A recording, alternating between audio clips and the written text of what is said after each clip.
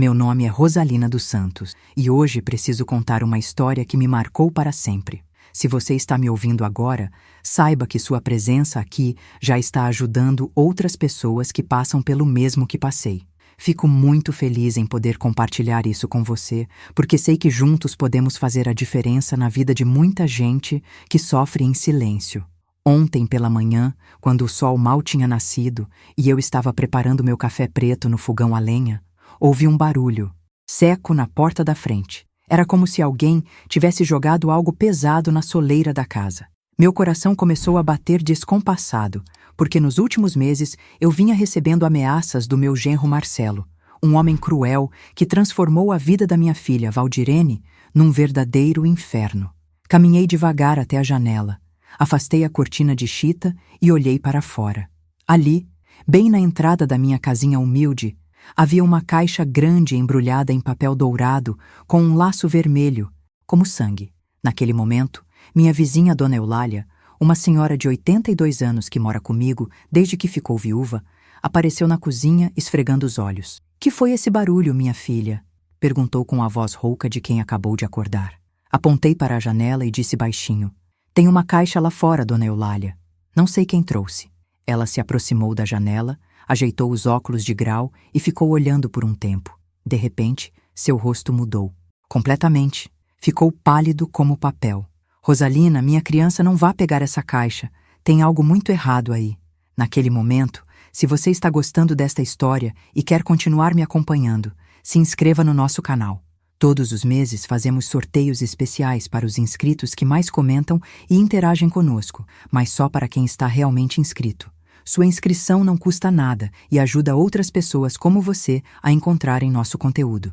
Dona Eulália pegou minha mão com força e me puxou para longe da janela. "Escuta aqui, menina.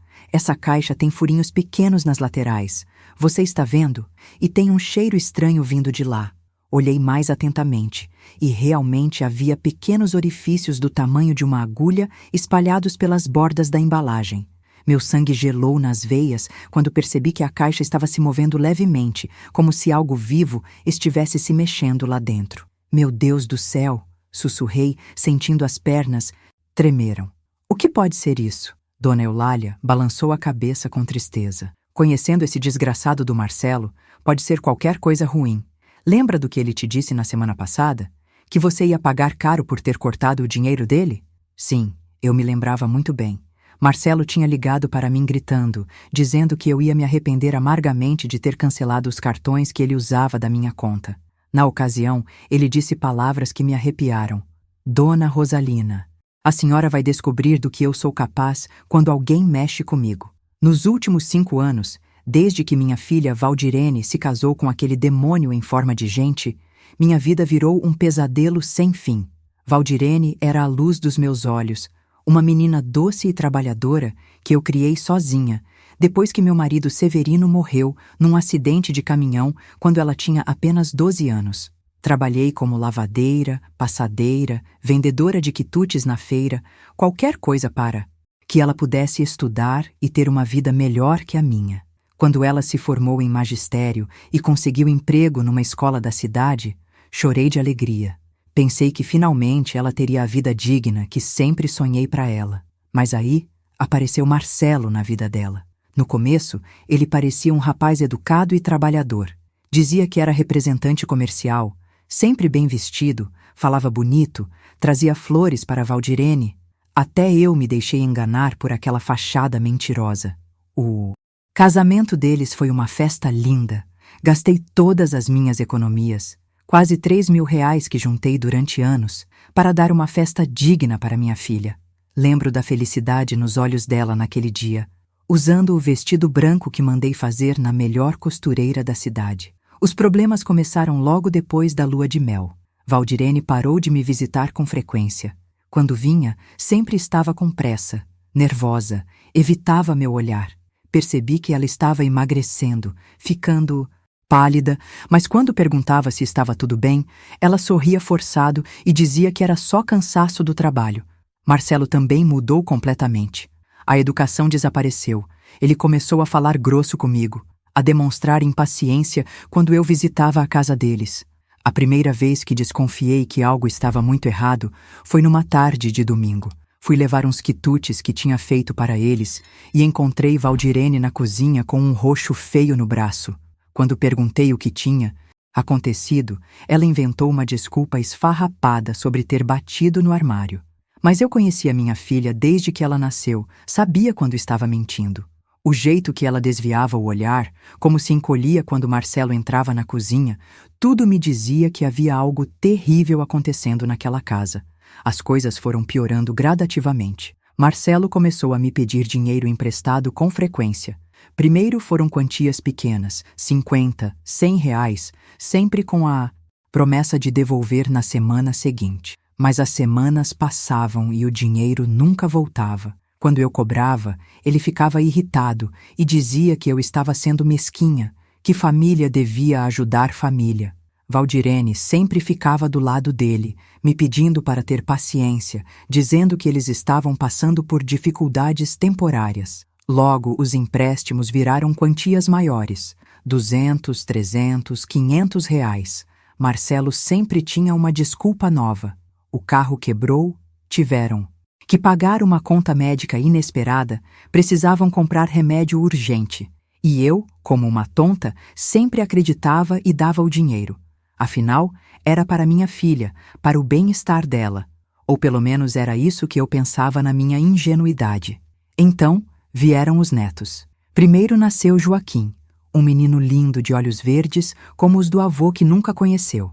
2 anos depois veio Clarice, uma bonequinha de cabelos cacheados que roubou meu coração desde o primeiro momento. Com as crianças, as despesas aumentaram e os pedidos de dinheiro de Marcelo ficaram ainda mais frequentes e urgentes. Ele sempre usava os netos como justificativa.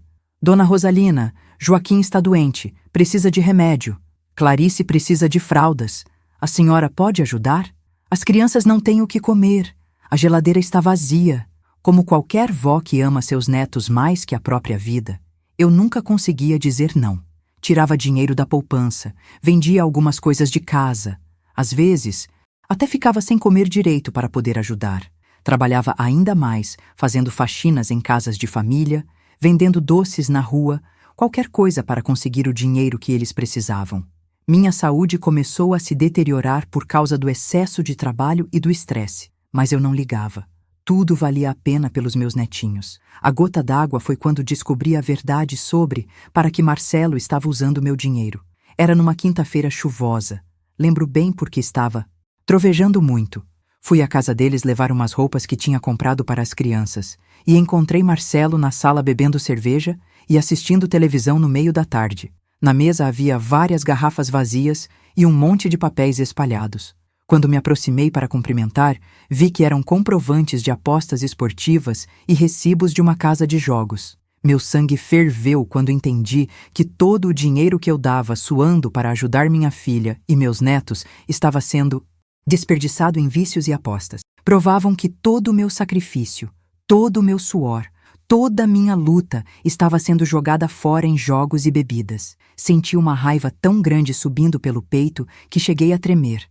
Marcelo percebeu que eu tinha visto os papéis e sua expressão mudou completamente. O sorriso falso sumiu do rosto e ele me olhou com uma frieza que me arrepiou. "O que a senhora está olhando aí, dona Rosalina?" perguntou ele, levantando da poltrona, a voz carregada de ameaça. Eu levantei os comprovantes, disse com a voz trêmula de indignação: "Isso aqui, Marcelo, é assim que você gasta o dinheiro que eu suo para dar para vocês? Em apostas e bebidas enquanto diz que meus netos estão passando necessidade?" Ele deu uma risada sarcástica que me gelou o sangue. "Ah, a senhora quer dar pitaco na minha vida agora? Quem é a senhora para me julgar? Uma velha que não serve mais para nada." As palavras dele me atingiram como punhaladas no coração. Eu que tinha sacrificado minha vida inteira para criar Valdirene sozinha, que trabalhava desde os 12 anos para sustentar a casa depois que meu pai morreu, que nunca tinha me negado a ajudar ninguém, estava sendo tratada como lixo por aquele desgraçado. Mas o pior ainda estava por vir. Valdirene apareceu na sala naquele momento, vindo do quarto onde estava cuidando das crianças. Quando viu a discussão, ao invés de me defender, ficou do lado do marido. "Mãe, por favor, Não comece com essas coisas, disse ela, evitando meu olhar. O Marcelo está passando por uma fase difícil, está desempregado, precisa relaxar um pouco. Eu não acreditava no que estava ouvindo. Minha própria filha, que eu criei com tanto amor e dedicação, estava defendendo aquele parasita que estava destruindo nossa família.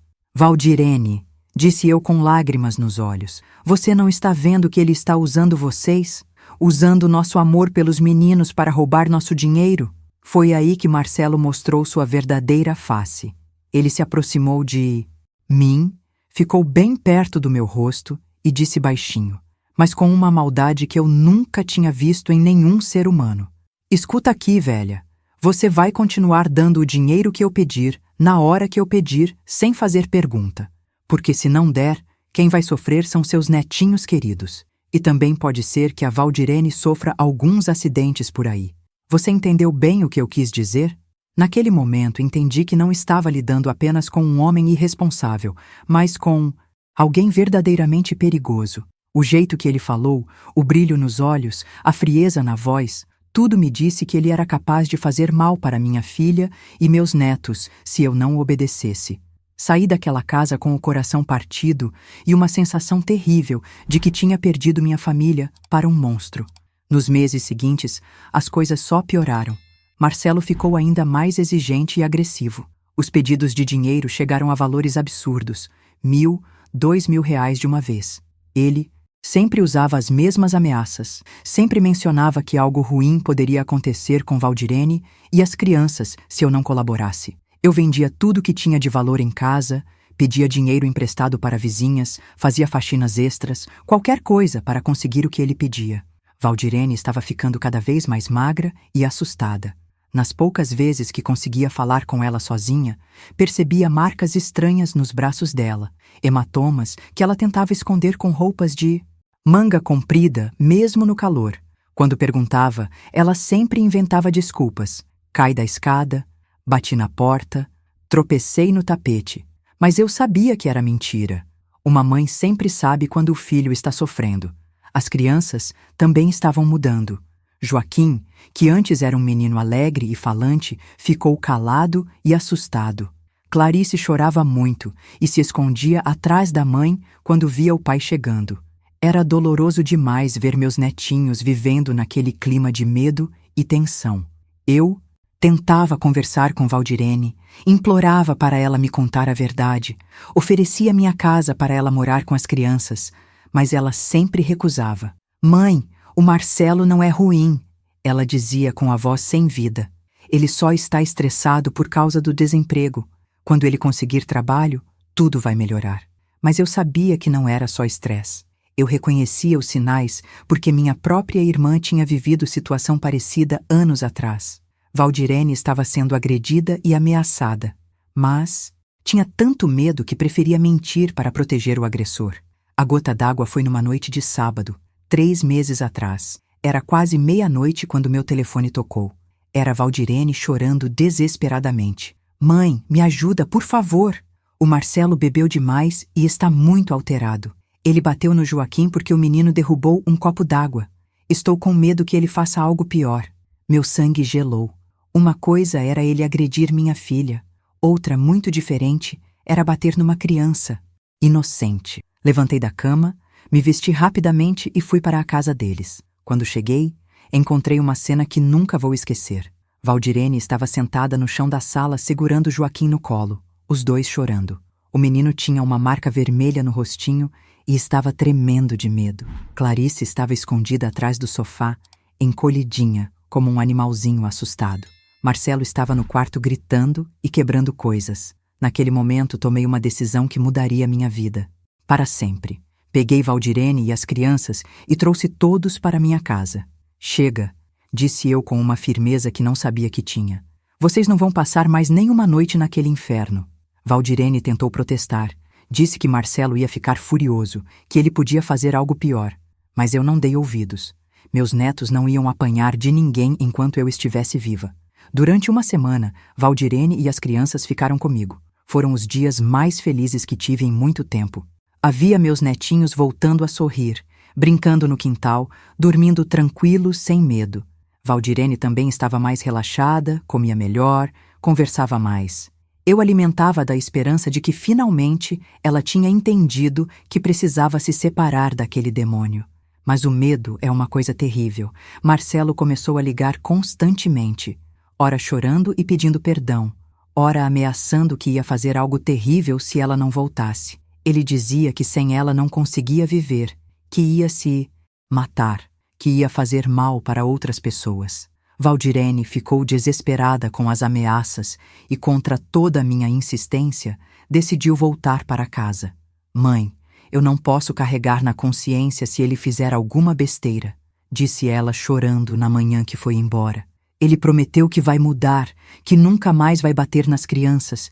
Eu preciso dar uma chance. Meu coração se despedaçou, vendo ela sair pela porta com os meninos. Sabia que estava mandando minha filha de volta para o inferno, mas não consegui impedir. Se você está acompanhando minha história e sentindo essa dor junto comigo, peço que se inscreva no nosso canal.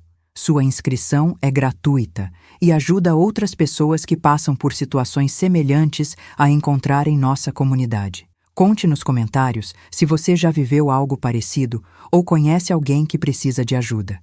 Juntos, somos mais fortes. Os dias e as noites, imaginando o que estava acontecendo naquela casa maldita.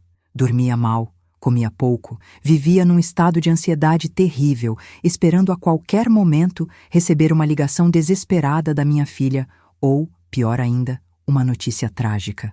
As semanas seguintes foram como viver num filme de terror. Marcelo ficou ainda mais controlador e violento. Ele proibiu Valdirene de me visitar e limitou drasticamente as ligações. Quando ela conseguia me ligar, sempre era rapidinho, com a voz baixa e apressada, claramente com medo de ser descoberta. Mãe, estou bem, as crianças estão bem, não se preocupe, ela dizia, mas eu ouvia o desespero por trás das palavras. Uma tarde de terça-feira, eu estava na feira vendendo meus quitutes quando vi uma cena que me deixou em choque. Lá estava Valdirene no caixa do supermercado, mas ela não parecia mais a mesma pessoa. Estava magérrima, o rosto pálido e abatido, olheiras profundas, usando óculos escuros mesmo estando dentro do estabelecimento. Quando me aproximei dela, percebi que estava tentando esconder um hematoma roxo que aparecia na beirada dos óculos. Valdirene, minha filha! Chamei correndo até ela. Quando me viu, ela ficou apavorada, olhou para todos os lados como se estivesse fazendo algo proibido. Mãe! Eu não posso conversar agora. O Marcelo está me esperando no carro, disse ela com a voz trêmula. Olhei pela vitrine e vi aquele demônio sentado no banco do motorista, me encarando com uma expressão assassina. Filha, me diga a verdade. Ele está te batendo? Perguntei segurando seu braço. Ela desviou o olhar e murmurou. Não é nada não, mãe. Eu tropecei na escada. Mas quando ela se virou para sair, vi algo que me fez o sangue gelar nas veias. Na nuca dela, parcialmente escondido pelo cabelo, havia marcas claras de dedos, como se alguém tivesse apertado seu pescoço com força. Marcas de estrangulamento. Naquele momento entendi que a situação era muito mais grave do que eu imaginava. Marcelo não estava apenas batendo na minha filha, ele estava tentando matá-la aos poucos. Corri atrás dela, mas quando cheguei à porta do supermercado, o carro já tinha saído. Fiquei ali parada na calçada, sentindo uma impotência terrível, vendo minha filha se afastar com aquele monstro. Naquela mesma noite, por volta das 11 horas, recebi uma ligação que mudou tudo.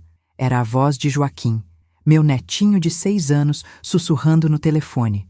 Vovó, me ajuda. O papai machucou a mamãe muito feio. Ela está sangrando e não consegue levantar. Meu coração quase parou de bater. Joaquim, meu amor, onde você está? Perguntei, tentando manter a calma. Estou escondido no banheiro com a Clarice. O papai está gritando muito e quebrando as coisas. Sem pensar 2 vezes, chamei Dona Eulália e saímos correndo para a casa da Valdirene. No caminho, liguei para a polícia e pedi uma ambulância. Quando chegamos lá, a porta estava trancada e havia muito barulho, vindo de dentro. Conseguimos entrar pelos fundos, pela porta da cozinha que sempre ficava aberta. A cena que encontrei vai me assombrar para o resto da vida. Valdirene estava caída no chão da sala, com o rosto desfigurado de tanto apanhar. Sangue escorria do nariz e da boca. O olho esquerdo estava completamente fechado de tão inchado. Ela respirava com dificuldade e gemia de dor. Marcelo estava de pé ao lado dela, com os punhos ensanguentados, completamente transtornado. Quando nos viu, começou a gritar como um louco. Saiam da minha casa. Isso aqui não é da conta de vocês. A Valdirene é minha mulher e eu faço com ela o que eu quiser, berrava ele avançando na nossa direção. Dona Eulália se colocou na frente dele com uma coragem que eu não sabia que uma senhora de 82 anos podia ter. Seu desgraçado, sai de perto da menina, senão eu mesmo te acabo, gritou ela, pegando uma panela de ferro da cozinha. Nesse momento, a polícia chegou. Eram 2 soldados, jovens que entraram na casa e imediatamente controlaram a situação. Marcelo tentou resistir. Inventou 1000 desculpas, disse que era apenas uma discussão de casal, que não era nada demais. Mas quando os policiais viram o estado da Valdirene, não tiveram dúvida de que era uma tentativa de homicídio. A ambulância chegou logo em seguida.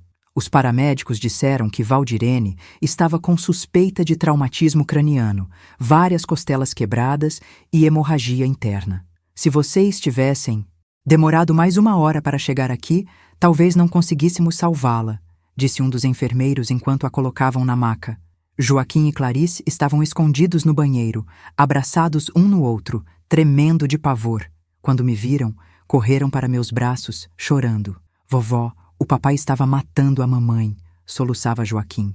Eu tentei ajudar, mas ele me empurrou e disse que ia me bater também se eu não ficasse quieto. Clarice, com apenas 4 anos, estava em estado de choque, não conseguia parar de tremer. Marcelo foi preso em flagrante por tentativa de feminicídio e violência contra vulnerável. Quando os policiais o algemaram, ele me olhou com um ódio puro e disse: "Isso aqui não vai ficar assim, velha maldita. Você vai pagar caro por ter se metido onde não foi chamada. Pode ter certeza de que eu vou me vingar." As palavras dele me gelaram o sangue, mas naquele momento minha única preocupação era com Valdirene e as crianças. No hospital, os médicos confirmaram que Valdirene estava em estado grave. Além das lesões visíveis, ela havia sofrido traumatismo craniano e precisaria ficar internada por pelo menos 2 semanas. Foi por muito pouco, disse o médico. Se a agressão tivesse continuado por mais alguns minutos, ela poderia ter morrido. Levei Joaquim e Clarice para minha casa e nos dias seguintes tentei explicar para eles, da forma mais delicada possível, que o papai deles havia feito algo muito errado e que, por isso, não poderia ficar mais com eles. As crianças estavam traumatizadas, faziam xixi na cama, tinham pesadelos todas as noites, se assustavam com qualquer barulho mais alto. Durante as 2 semanas que Valdirene ficou internada, recebi várias ligações ameaçadoras de números desconhecidos. A voz era sempre disfarçada, mas eu sabia que era gente mandada pelo Marcelo. Dona Rosalina, a senhora não devia ter se metido nessa história. Agora vai ter que pagar as consequências. Velha, intrometida, você destruiu uma família. Vai se arrepender amargamente do que fez. Quando Valdirene recebeu alta do hospital, ela veio morar comigo com as crianças. Estava muito debilitada, com dificuldades para caminhar, problemas de memória por causa do traumatismo craniano, mas pelo menos estava viva. Nos primeiros dias, ela chorava muito. Se culpava pelo que tinha acontecido, dizia que se tivesse sido uma esposa melhor, Marcelo não teria ficado violento. Foi então que descobri a parte mais terrível de toda essa história.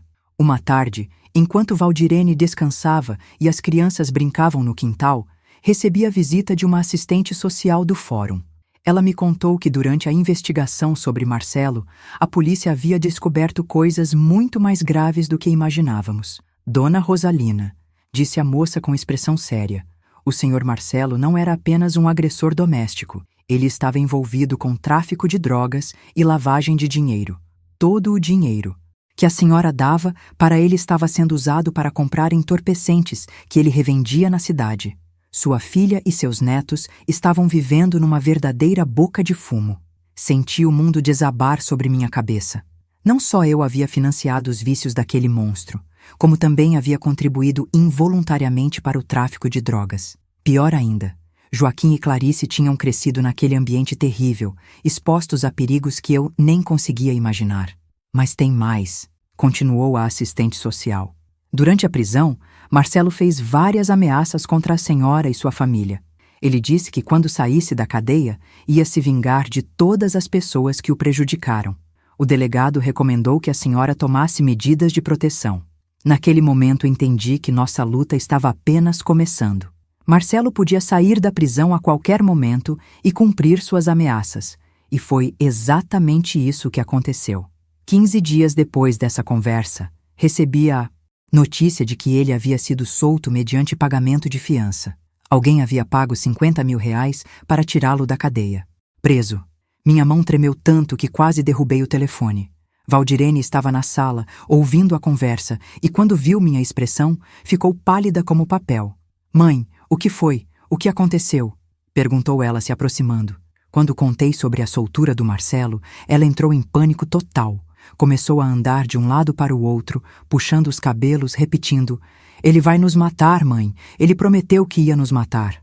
As crianças perceberam a tensão e começaram a chorar. Joaquim se agarrou na minha perna perguntando: "Vovó, o papai mal vai voltar? Eu não quero que ele machuque a mamãe de novo." Clarice estava escondida debaixo da mesa, tremendo de medo. Naquele momento, tomei uma decisão que salvaria nossas vidas. Liguei para minha irmã Antônia, que mora em São Paulo, e pedi para ela receber Valdirene e as crianças por um tempo. "Irmã, é uma situação de vida ou morte. Esse homem é capaz de matar toda a minha família." Antônia, que sempre foi uma mulher decidida, não hesitou. "Manda eles para cá hoje mesmo. Vou comprar as passagens de ônibus agora." Naquela mesma tarde, despachei minha filha e meus netos para a capital. Foi uma das despedidas mais dolorosas da minha vida. Joaquim chorava agarrado no meu pescoço. "Vovó, vem com a gente. Não fica aqui sozinha." Clarice me deu um desenho que tinha feito. Um coração vermelho, escrito "Eu amo você, vovó", com a letrinha torta de criança. Valdirene me abraçou forte e sussurrou no meu ouvido: "Mãe, obrigada por salvar minha vida. Eu te amo mais que tudo." Depois que eles partiram, minha casa ficou terrivelmente silenciosa. Apenas eu e Dona Eulália, duas velhas enfrentando um monstro sedento de vingança.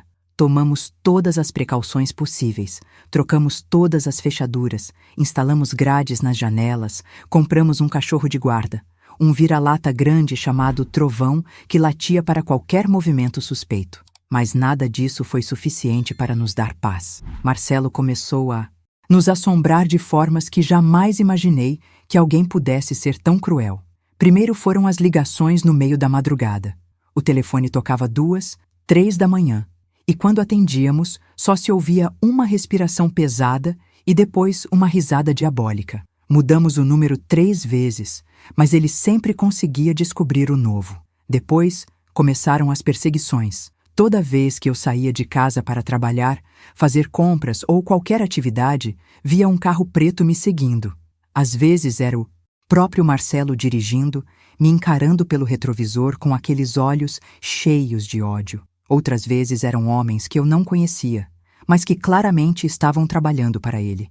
Uma tarde, quando voltava da feira carregando as sacolas de verduras, fui abordada por 2 homens numa motocicleta. Eles pararam bem na minha frente, bloqueando meu caminho.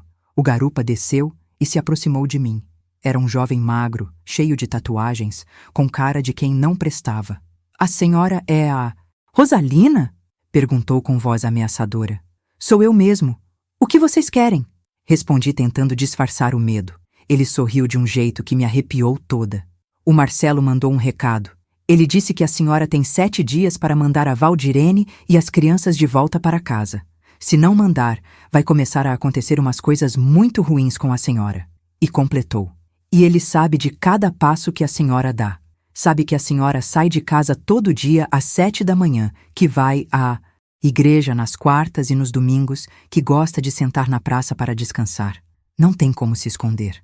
Aquelas palavras me gelaram o sangue. Entendi que Marcelo estava me vigiando constantemente. Conhecia toda a minha rotina, todos os meus movimentos. Cheguei em casa correndo e contei tudo para Dona Eulália. Ela balançou a cabeça com tristeza. "Rosalina, minha filha, esse homem não vai parar até conseguir o que quer. ou até que alguém o pare definitivamente. Os 7 dias que Marcelo tinha dado se passaram e, como era de se esperar, eu não mandei minha filha de volta para as garras daquele demônio. Foi então que começou a fase mais terrível de toda essa história. Marcelo escalou suas ameaças para um nível que eu nem sabia que existia. Primeiro, encontraram nosso cachorro Trovão morto no quintal numa manhã. O animal estava envenenado, com espuma saindo da boca. Alguém havia jogado veneno de rato misturado com carne por cima do muro durante a madrugada. Chorei muito pela morte do Trovão, mas o que mais me assustou foi a mensagem que estava amarrada no pescoço dele. Agora foi o cachorro. Amanhã pode ser alguém da família. Na semana seguinte, minha casa foi depredada. Quebraram todas as plantas do jardim que eu cuidava com tanto carinho, riscaram palavrões nas paredes, jogaram tinta vermelha na porta da frente. A vizinhança toda ficou assustada. Algumas pessoas começaram a me evitar, com medo de serem envolvidas na confusão. Mas o pior ainda estava por vir. Uma noite, por volta das 2 da madrugada, acordei com cheiro de fumaça. Levantei apressada e vi que alguém tinha ateado fogo no mato do terreno baldio ao lado da minha casa. As chamas estavam se espalhando rapidamente em direção ao meu quintal. Gritei para Dona Eulália acordar e chamamos os bombeiros. Quando os bombeiros chegaram, conseguiram controlar o incêndio antes que atingisse nossa casa. Mas foi por muito pouco. O comandante da brigada me disse: "Senhora, esse fogo foi criminoso. Alguém jogou gasolina no mato e ateou fogo propositalmente. A senhora tem algum inimigo?" Eu sabia exatamente quem tinha sido, mas não adiantava falar sem provas. Naquela mesma semana, Dona Eulália começou a passar mal. A pressão arterial dela disparou. Ela estava tendo crises de ansiedade. Não conseguia dormir direito. "Rosalina, minha filha, eu não aguento mais viver nesse terror. Estou com medo de sair de casa, com medo de dormir, com medo de tudo." O médico disse que ela estava sofrendo de estresse pós-traumático por causa de toda a situação. Foi então que tomei a decisão mais difícil da minha vida. Liguei para Valdirene em São Paulo e disse: "Minha filha, eu vou enfrentar esse demônio de uma vez por todas. Não posso mais viver assim. E vocês também não podem ficar escondidas para sempre. Ou a gente acaba com isso agora, ou ele vai nos destruir aos poucos." Valdirene ficou desesperada. "Mãe, não faça nenhuma besteira. Esse homem é perigoso demais. É melhor a gente se mudar para longe, ir para outro estado, começar vida nova." Mas eu já tinha decidido. Já estava velha demais para ficar correndo do medo. Se ia morrer, que fosse lutando pelos meus netos e pela minha filha. Procurei um advogado e entrei com uma ação de medida protetiva de urgência contra Marcelo. Juntei todas as provas que tinha. As gravações das ligações ameaçadoras, fotos do cachorro morto, da casa depredada, o boletim de ocorrência do incêndio criminoso. O advogado me disse que o caso era sólido, mas que eu precisava me preparar para a reação do Marcelo. "Dona Rosalina, quando ele souber da medida protetiva, é provável que tente fazer algo contra a senhora antes de ser preso novamente. Recomendo que a senhora fique alguns dias na casa de parentes até a polícia conseguir localizá-lo." Mas eu recusei. Não ia sair da minha casa, do lugar onde nasci e me criei. Se Marcelo queria guerra, ia ter guerra. A medida protetiva foi deferida numa quinta-feira pela manhã. Na sexta-feira à tarde, a polícia foi até a última residência conhecida do Marcelo para intimá-lo, mas ele não foi encontrado. Os vizinhos disseram que faziam dias que não o viam por lá. Isso me deixou ainda mais preocupada. Um homem desaparecido é mais perigoso que um homem vigiado. No sábado pela manhã, acordei com uma sensação estranha, como se algo terrível fosse acontecer. Dona Eulália também estava inquieta, andando de um lado para o outro, olhando pela janela a todo momento. "Rosalina, eu estou com um pressentimento ruim hoje. Não sei explicar, mas sinto que algo muito grave vai acontecer." Foi exatamente nesse dia que apareceu a caixa dourada na porta da minha casa. E agora que você já conhece toda a nossa história de sofrimento, pode entender por que aquela caixa misteriosa nos apavorou tanto. Depois de tudo que passamos, sabíamos que Marcelo era capaz de qualquer maldade. Se você está acompanhando nossa luta e torcendo por nós, deixe seu apoio nos comentários. Sua força é muito importante para mim neste momento. E se você ainda não se inscreveu no canal, faça isso agora para não perder o final desta história que está apenas começando a se resolver. Se o que quer que fosse estava ficando irritado ou com fome. Meu coração batia tão forte que eu conseguia ouvir o barulho no meu ouvido. Eles disseram que vão mandar uma viatura especializada, Rosalina. É para não mexermos em nada e ficarmos longe da caixa, disse Dona Eulália desligando o telefone. Eu sabia que tínhamos tomado a decisão certa, mas a espera estava sendo desesperadora. Cada minuto parecia uma eternidade, e aquela coisa lá fora continuava se mexendo. 15 minutos. Depois, chegaram 2 viaturas na nossa rua. Uma era da Polícia Militar Comum e a outra era um carro especial do Corpo de Bombeiros. Desceram 4 homens, todos usando equipamentos de proteção que pareciam roupas de astronauta. Eles trouxeram caixas de ferramentas, um recipiente grande de vidro e vários aparelhos que eu nunca tinha visto na vida. O sargento da Polícia Militar veio até nossa porta e bateu devagar. Dona Rosalina, sou o sargento Pereira. A senhora pode nos contar exatamente como essa caixa apareceu aqui? Contei tudo para ele. O barulho que ouvi de manhã cedo, como a caixa estava posicionada, os furinhos nas laterais, o movimento estranho que víamos lá dentro. A senhora tem certeza de que não esperava nenhuma encomenda? Perguntou ele anotando tudo num caderninho. Tenho certeza absoluta, sargento. E pelo que passamos com meu genro, tenho quase certeza de que foi ele quem mandou essa coisa. O sargento balançou a cabeça com seriedade. Vamos descobrir isso, senhora. Mas primeiro precisamos ver o que tem dentro dessa caixa. Os especialistas dos bombeiros se aproximaram da caixa com muito cuidado. Um deles tinha um aparelho que fazia um barulho estranho quando chegava perto da embalagem. Está detectando movimento de animal, disse ele para os colegas. E pela movimentação parece ser algo médio, talvez uma cobra ou lagarto grande. Meu sangue gelou quando ouvi a palavra cobra. Desde criança eu tenho pavor desses bichos. Quando eu tinha 7 anos, uma jararaca me atacou no quintal da casa da minha avó. Por sorte, não chegou a me morder, mas aquele susto me marcou para a vida toda. Marcelo sabia disso porque uma vez, num churrasco da família, contei essa história e ele riu da minha cara. Disse que eu era medrosa demais. Vamos abrir com muito cuidado, disse o especialista principal.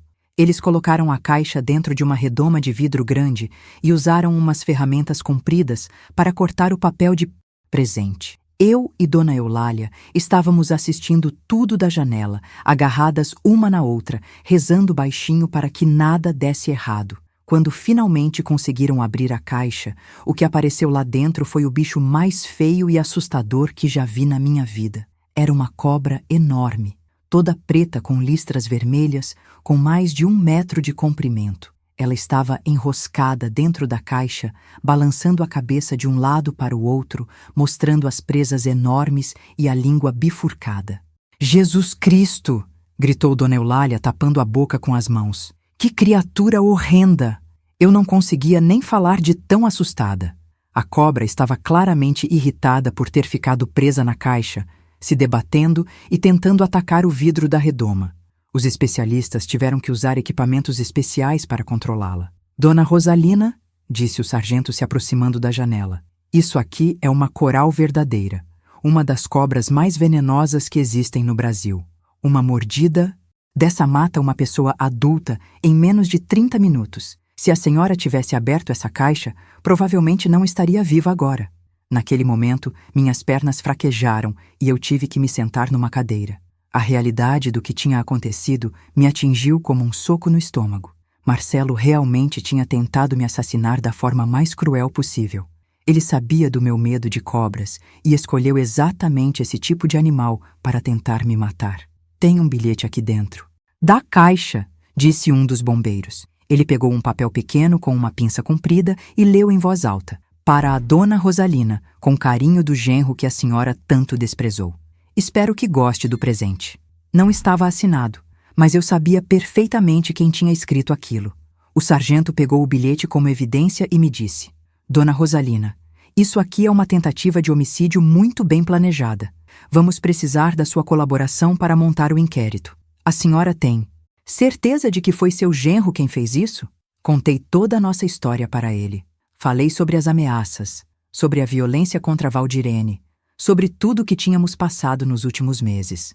Esse homem é um criminoso perigoso, sargento. Ele já quase matou minha filha espancada, agora tentou me matar com uma cobra venenosa. Não sei mais o que ele é capaz de fazer, disse eu com lágrimas nos olhos. O sargento balançou a cabeça com indignação. Não se preocupe, senhora. Com essa tentativa de homicídio, ele vai ficar muito tempo preso. Enquanto os policiais recolhiam as evidências, chegou outra viatura na nossa rua. Era o delegado responsável pelo caso do Marcelo, um homem de meia-idade chamado Dr. Fernando. Ele havia sido chamado porque já conhecia toda a nossa situação. Quando viu a cobra na redoma, ficou impressionado. Dona Rosalina, em 20 anos de carreira policial, nunca viu uma tentativa de assassinato tão elaborada e cruel, disse ele balançando a cabeça. Esse indivíduo representa um perigo extremo para a sociedade. Vamos fazer de tudo para colocá-lo atrás das grades definitivamente. O delegado me explicou que iam investigar como Marcelo conseguiu a cobra, onde comprou, como transportou até minha casa. Coral verdadeira não é um animal que se encontra facilmente. Ele teve que planejar isso com muito cuidado, provavelmente com a ajuda de outras pessoas envolvidas no crime. Naquela mesma tarde, a polícia foi até todos os locais que vendem animais exóticos na cidade e região. Em menos de 3 horas, encontraram a loja onde Marcelo tinha comprado a cobra. O dono do estabelecimento, um homem chamado João das Cobras, confirmou que Marcelo esteve lá na semana anterior. Ele disse que queria dar um susto numa pessoa que estava lhe devendo dinheiro, contou João das Cobras para os policiais. Eu avisei que coral verdadeira não é brincadeira, que mata mesmo, mas ele disse que era exatamente isso que queria. Pagou R$ 1.200 à vista pela cobra e pela caixa especial para transportar. Com essa informação, a polícia conseguiu rastrear os movimentos de Marcelo. As câmeras de segurança da loja mostraram claramente ele comprando a cobra. Outras câmeras da cidade flagraram ele dirigindo em direção ao meu bairro na madrugada de sexta para sábado, exatamente no horário em que a caixa apareceu na minha porta. Agora temos provas suficientes para prendê-lo por tentativa de homicídio qualificado, explicou o delegado. O problema é que ele sumiu depois que deixou a caixa aqui. Estamos procurando em todos os lugares, mas ele deve estar escondido em algum lugar que não conhecemos. Naquela noite, não consegui pregar o olho. Ficava imaginando o que teria acontecido se eu fosse uma pessoa mais curiosa, se tivesse aberto a caixa assim que a encontrei. A cobra teria saltado no meu rosto, me mordido várias vezes, e eu teria morrido numa agonia terrível. Marcelo tinha planejado minha morte nos mínimos detalhes. Dona Eulália também estava muito abalada. Rosalina, minha filha, graças a Deus que eu estava aqui. Se você estivesse sozinha, podia ter aberto aquela caixa sem pensar 2 vezes. Era verdade. Se não fosse pela sabedoria e cautela da minha amiga, eu não estaria viva para contar essa história. No dia seguinte, domingo, minha casa virou um verdadeiro quartel-general da polícia.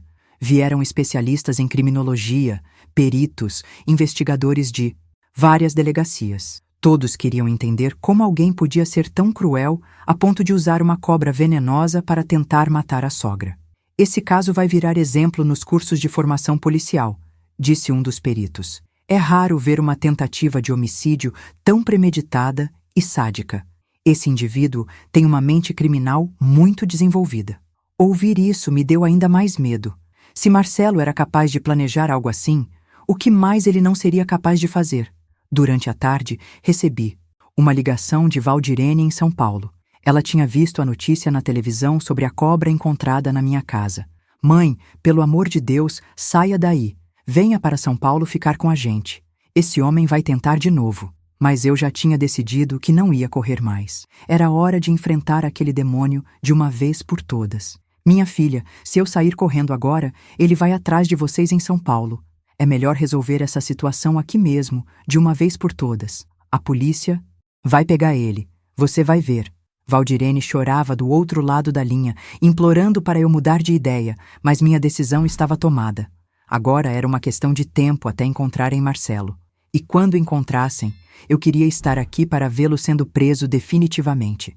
Que estão ajudando ele a se esconder. São outros criminosos envolvidos com tráfico de drogas, gente muito perigosa. Essa informação me apavorou, porque significava que não estávamos lidando apenas com um homem transtornado, mas com uma quadrilha organizada. Doutor Fernando, isso quer dizer que eles podem tentar fazer algo contra mim de novo? Perguntei com a voz trêmula. Infelizmente sim, dona Rosalina. Por isso vamos colocar uma viatura fazendo ronda na sua rua 24 horas por dia. A partir daquele dia, nossa vida virou de cabeça para baixo. Havia sempre um carro da polícia estacionado na esquina da nossa rua. Os policiais faziam turnos de 12 horas, vigiando constantemente nossa casa e os movimentos suspeitos no bairro. Era reconfortante saber que estávamos protegidas, mas também aterrorizante pensar que precisávamos de proteção policial para sobreviver. Na terça-feira à noite, aconteceu algo que comprovou que a ameaça era real. Por volta das 2 da madrugada, os policiais que estavam de plantão viram um carro suspeito circulando devagar pela nossa rua. Eram 4 homens encapuzados que claramente estavam fazendo reconhecimento do local. Quando perceberam a presença da polícia, saíram em disparada. Eles estavam planejando alguma coisa, me disse o cabo Silva na manhã seguinte. Provavelmente uma invasão à casa da senhora. Felizmente conseguimos intimidá-los, mas isso mostra que Marcelo não desistiu dos planos dele. Essa notícia me fez tremer das pernas aos cabelos. Aquele demônio realmente queria me ver morta. Durante o dia, aproveitei que tinha proteção policial e fui até o cartório fazer algumas providências importantes. Atualizei meu testamento, deixando tudo que tenho para Valdirene e meus netos, mas com uma cláusula especial. Marcelo jamais poderia ter acesso a qualquer bem meu, mesmo que voltasse a se casar com minha filha. Também fiz uma procuração para minha irmã Antônia cuidar dos meus assuntos caso algo acontecesse comigo. Dona Rosalina, disse a escrivã do cartório, a senhora está tomando providências muito sensatas. Em casos como o seu, é importante deixar tudo documentado. Ela tinha razão. Se Marcelo conseguisse me eliminar, pelo menos ele não iria se beneficiar financeiramente da minha morte. Na quarta-feira, recebemos uma informação que mudou tudo. Um informante da polícia disse que Marcelo estava escondido numa casa abandonada na periferia da cidade, junto com seus comparsas. Era uma região perigosa, cheia de terrenos baldios e casas em ruínas, onde a polícia raramente fazia patrulhamento. Vamos fazer uma operação hoje à noite, me comunicou o delegado. É melhor a senhora ficar preparada, porque se conseguirmos prender Marcelo, ele vai tentar jogar toda a culpa nos comparsas. Pode ser que precise prestar novo depoimento. Eu disse que estava pronta para fazer o que fosse necessário para ver aquele monstro atrás das grades. Às 8 horas da noite, saíram 3 viaturas da delegacia em direção ao esconderijo. Eu e Dona Eulália ficamos em casa, grudadas no rádio da polícia que o cabo Silva tinha deixado conosco para acompanharmos a operação. Era angustiante ouvir as vozes dos policiais coordenando a ação sem saber exatamente o que estava acontecendo. Equipe 2 cercando a casa pelos fundos. Ouvia uma voz no rádio. Equipe 3 bloqueando a rua de acesso. Meu coração batia tão forte que parecia que ia sair. Pela boca. Finalmente ia se resolver esse pesadelo que estava destruindo nossa família há tanto tempo. Às 9h20 da noite, ouvimos pelo rádio. Suspeito avistado, está tentando fugir pelo quintal. Depois disso, ficou tudo confuso. Ouvíamos gritos, barulho de tiros, sirenes, mas não conseguíamos entender o que estava acontecendo. Dona Eulália e eu nos abraçamos, rezando para que nada desse errado. Meia hora depois, o cabo Silva chegou na nossa casa com uma expressão séria. Dona Rosalina, tenho boas e más notícias. A boa é que conseguimos prender 2 dos comparsas do Marcelo. A má é que ele conseguiu escapar. Houve troca de tiros e ele fugiu por uma área de mato fechado. Meu coração despencou quando ouvi que Marcelo tinha fugido. Isso quer dizer que ele ainda está solto por aí? Perguntei sentindo as pernas tremerem. Infelizmente sim, senhora. Mas agora ele está ferido e sozinho. Os comparsas que prendemos já estão colaborando com as investigações. É questão de tempo até localizarmos ele. Naquela noite foi uma das piores da minha vida. Saber que Marcelo estava ferido e desesperado me deixou ainda mais apavorada. Um animal ferido é sempre mais perigoso, e eu sabia que ele podia tentar qualquer loucura para se vingar antes de ser capturado. Na quinta-feira de manhã, aconteceu algo que quase me deu um infarto. Estava tomando café na cozinha quando ouvi o portão do quintal bater. Olhei pela janela e meu sangue gelou. Lá estava Marcelo, sujo, machucado, com a roupa rasgada, me encarando com um ódio que eu nunca tinha visto em nenhum ser humano. "Rosalina!" gritou ele, batendo no portão com força. "Saia daí fora! Chegou a hora de acertar as contas!" Dona Eulália apareceu na cozinha naquele momento, e quando viu Marcelo quase desmaiou. "Meu Deus do céu, ele está aqui!" Corremos para o telefone e ligamos para a polícia, mas eu sabia que demoraria alguns minutos para eles chegarem. Marcelo estava totalmente transtornado. Escalou o portão e entrou no nosso quintal como um animal selvagem. "Vocês destruíram minha vida!" berrava ele, se aproximando da casa. "Por causa de vocês, perdi minha família, perdi tudo. Agora vão pagar."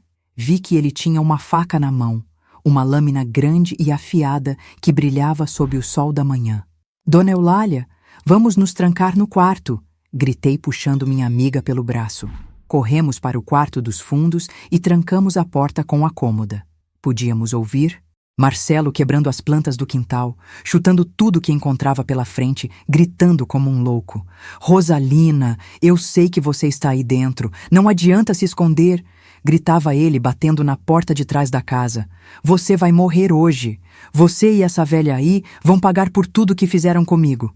As ameaças eram tão terríveis que Dona Eulália começou a passar mal, com falta de ar e dor no peito. 5 minutos depois, que pareceram 5 horas, chegaram as sirenes da polícia. Ouvi os gritos dos policiais. "Polícia, solte a arma e se entregue!" Marcelo não obedeceu. Pelos barulhos que ouvíamos, ele estava tentando entrar na casa pela força, quebrando as janelas e chutando as portas. "Ele não vai se entregar!" gritei para os policiais através da janela do quarto. "Ele está completamente louco! Quer nos matar!" Então ouvimos os tiros. Primeiro um, depois 2, depois uma rajada. Ficou tudo silencioso por alguns segundos que pareceram eternos. "Dona Rosalina!" gritou a voz do Cabo Silva. "Pode sair! Está tudo controlado!" Saímos do quarto tremendo das pernas aos cabelos. Quando chegamos ao quintal, vimos Marcelo caído no chão, cercado por policiais. Ele estava vivo, mas ferido na perna e no braço, sendo atendido por paramédicos. Mesmo ferido e algemado, aquele demônio ainda tentava me ameaçar. "Isso não acaba aqui, velha maldita!" gritava ele enquanto era colocado na maca. "Tenho amigos que vão terminar o que comecei. Você vai morrer!" Os policiais mandaram ele calar a boca, mas aquelas palavras ficaram ecoando na minha cabeça. O delegado, Dr. Fernando, chegou poucos minutos depois. "Dona Rosalina, desta vez ele não escapa mais. Além da tentativa de homicídio com a cobra, agora também responderá por invasão de domicílio, ameaça com arma branca e resistência à prisão. Vai ficar preso por muito tempo." Enquanto a ambulância levava Marcelo para o hospital, sob escolta policial, eu me sentei no banco do quintal e chorei. Não de tristeza, mas de alívio. Finalmente aquele pesadelo tinha chegado ao fim. Ou pelo menos era isso que eu pensava naquele momento. "Rosalina, seu caso pode ajudar outras mulheres que estão passando por situações parecidas. Muitas vezes, as pessoas sofrem em silêncio porque acham que não tem saída. Sua coragem pode inspirar outras famílias a denunciarem seus agressores." Então aceitei dar algumas entrevistas. Foi difícil relembrar todos os momentos de terror, todas as humilhações que passamos, mas senti que estava fazendo algo importante. Durante as entrevistas, recebi dezenas de ligações de mulheres que estavam vivendo situações semelhantes, pedindo conselhos, contando suas próprias histórias de sofrimento. Uma dessas ligações me marcou profundamente. Era uma jovem de 25 anos chamada Sandra, que morava numa cidade vizinha. Ela chorava muito ao contar que o marido a agredia constantemente e ameaçava matar seus filhos pequenos se ela tentasse se separar.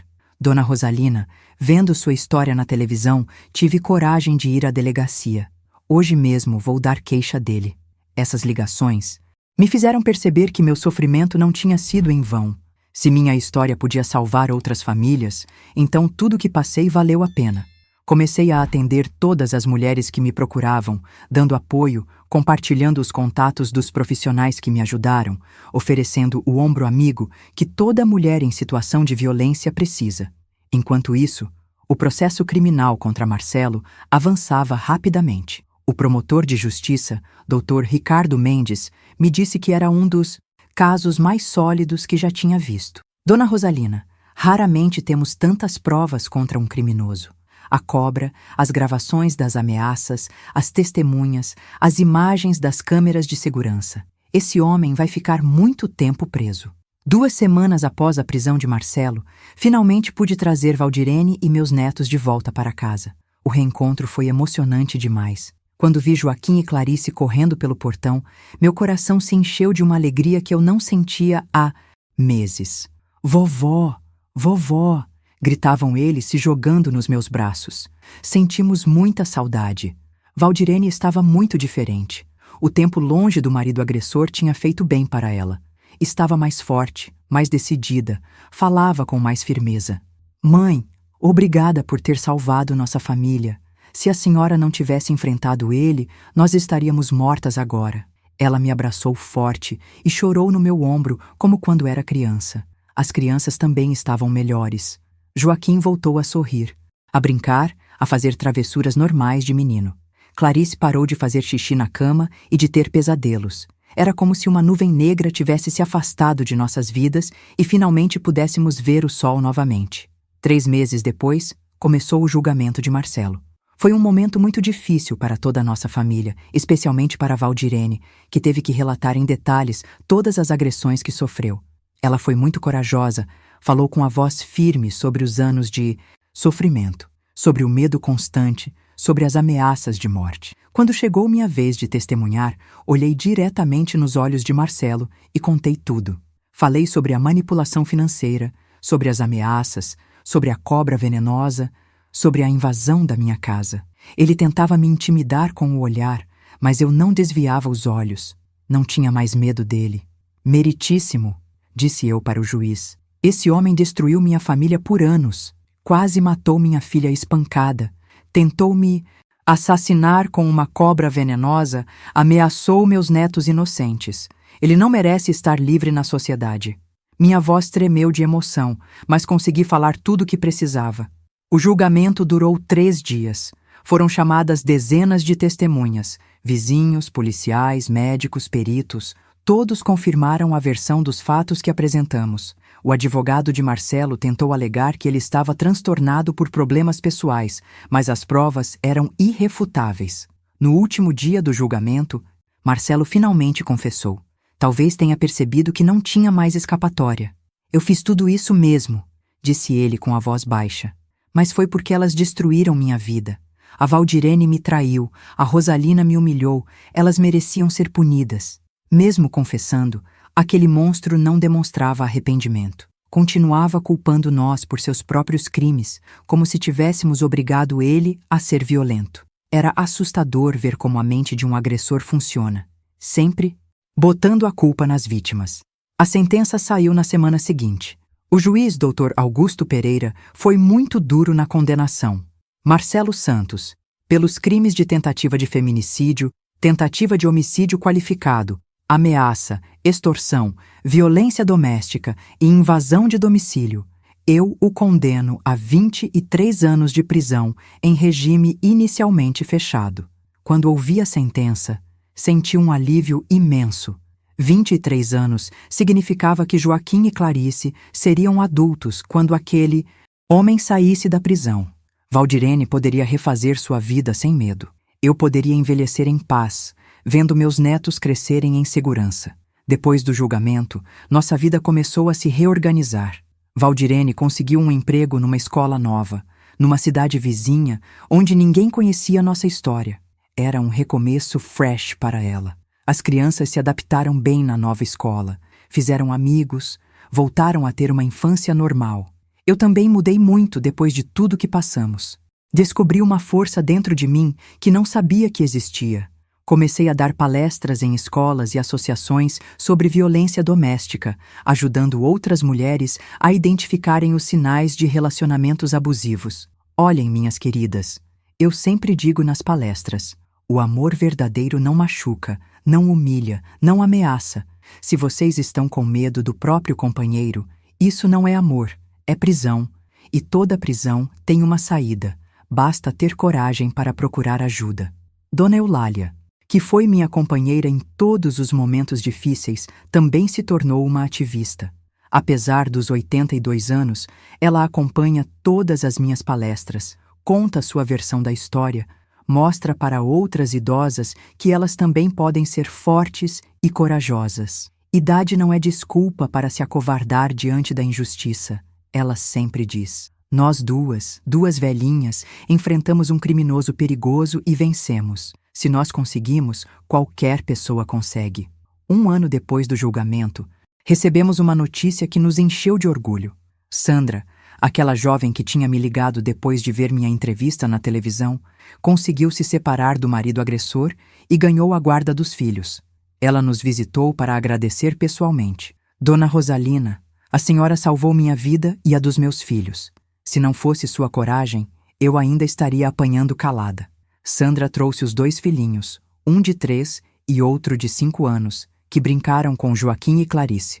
Era emocionante ver crianças felizes que poderiam ter crescido no mesmo terror que meus netos viveram. Hoje, 2 anos depois de toda essa história, posso dizer que encontramos a paz que tanto buscávamos. Valdirene se casou novamente, com um homem bom e trabalhador que trata ela e as crianças com carinho e respeito. Joaquim está com 8 anos. É um menino inteligente e alegre que quer ser policial quando crescer, para prender os homens maus. Clarice tem 6 anos. É uma bonequinha. Esperta que adora desenhar e sonha em ser professora. Nossa família se curou das feridas que Marcelo causou.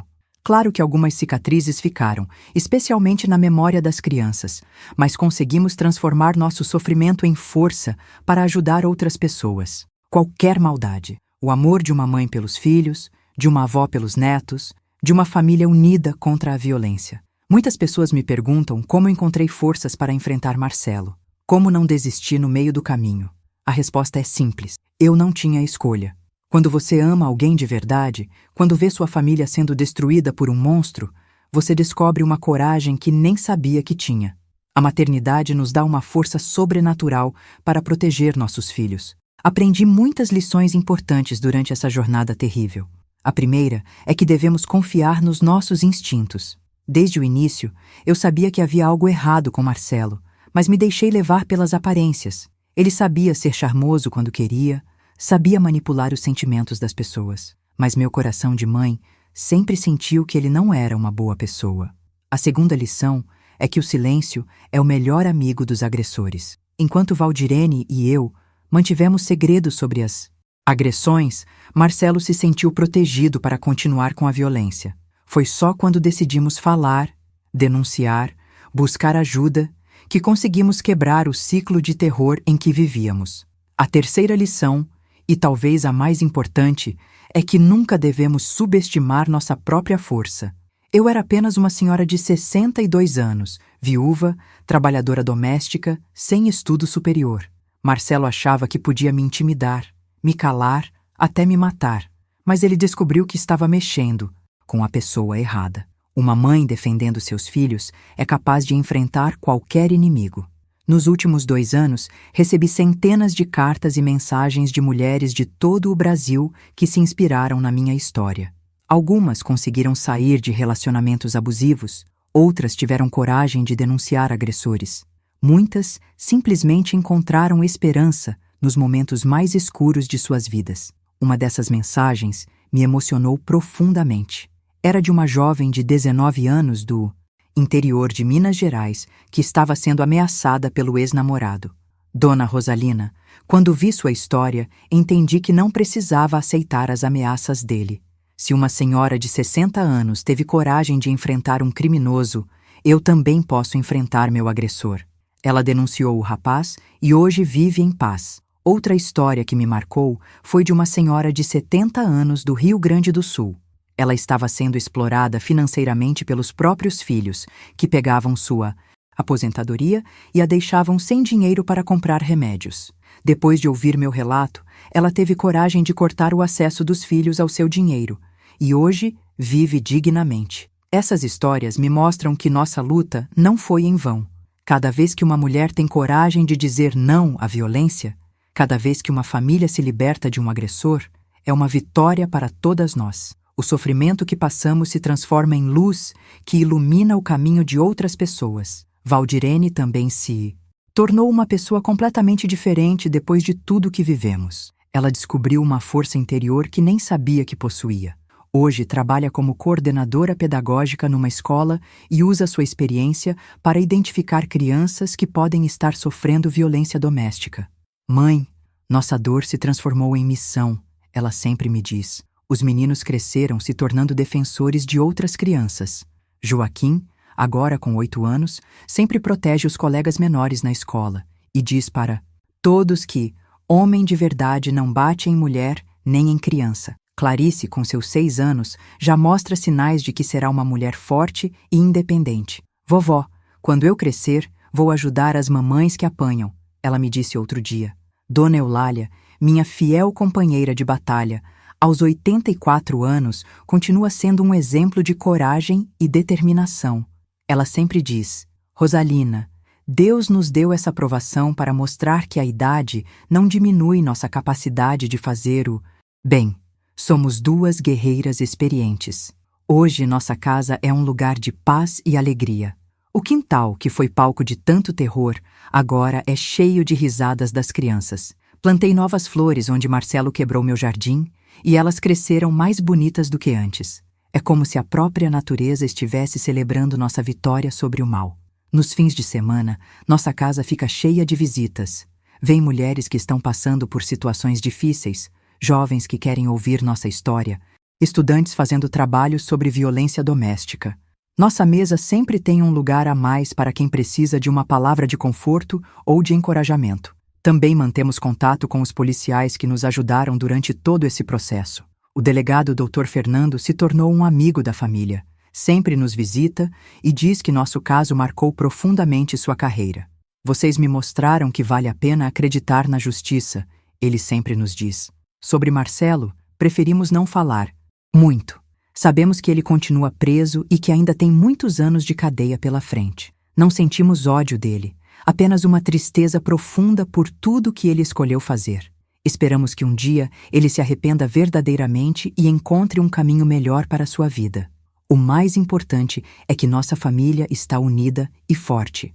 Valdirene encontrou um amor verdadeiro com Sebastião, um homem trabalhador e carinhoso que trata ela como uma rainha e adora os meninos como se fossem filhos dele.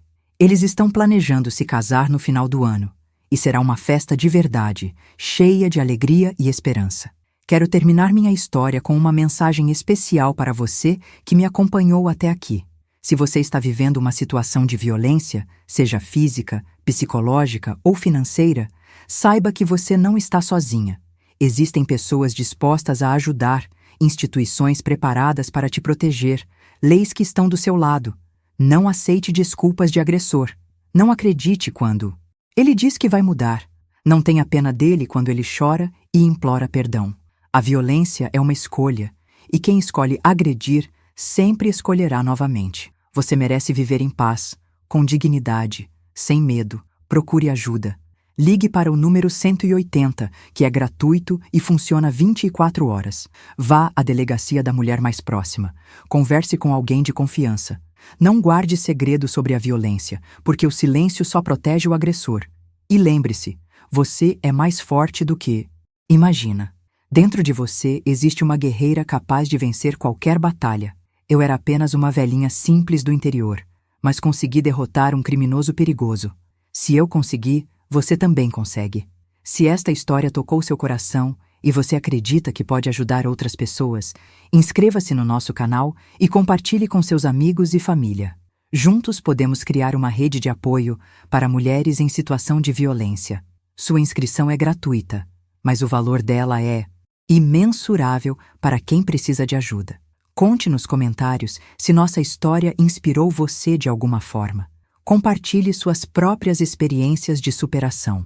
Vamos criar uma comunidade onde todas se sintam acolhidas e fortalecidas, onde nenhuma mulher precise enfrentar a violência sozinha. Que Deus abençoe cada uma de vocês que me ouviram com tanta paciência e carinho. Que nossa história seja uma semente de coragem plantada no coração de quem precisa, e que um dia todas nós possamos viver em um mundo livre da violência, onde o amor seja sempre mais forte que o ódio. Um abraço carinhoso de uma avó guerreira que aprendeu que nunca é tarde para lutar pelos nossos direitos e pela felicidade da nossa família. Obrigada por fazerem parte da nossa história de vitória.